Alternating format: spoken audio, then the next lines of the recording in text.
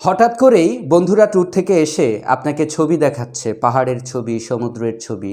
আপনি বলছেন, তোমরা যদি আমাকে জানাতে আমি যেতাম। এই কথাটা আপনি কি ইংরেজিতে বলতে যে আটকিয়ে যান যে তোমরা যদি আমাকে বলতে আমি যেতাম?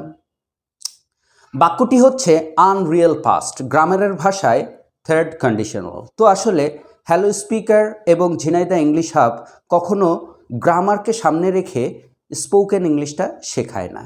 এই জন্য সিচুয়েশনাল বেসড, যে আপনি কি আপনার রিয়েল লাইফে এই ধরনের কথা বলেন কিনা। তোমরা যদি আমাকে জানাতে আমি যেতাম। If you had informed me I would have gone there. দুইটা বাক্যের দুই জায়গায় কিন্তু ভার্বের 3 নাম্বার ফর্ম আছে। ভালো করে বাক্যটি খেয়াল করবেন। If you had informed me I would have gone there. ঠিক এরকম করে আপনি আরও কিছু বাক্য বলতে পারেন। তুমি যদি আমাকে ভালোবাসতে আমি আমার জীবন দিয়ে দিতাম। If you had loved me I would have sacrificed my life. সে যদি ভালো পড়াশোনা করত, পরীক্ষায় ভালো রেজাল্ট করত।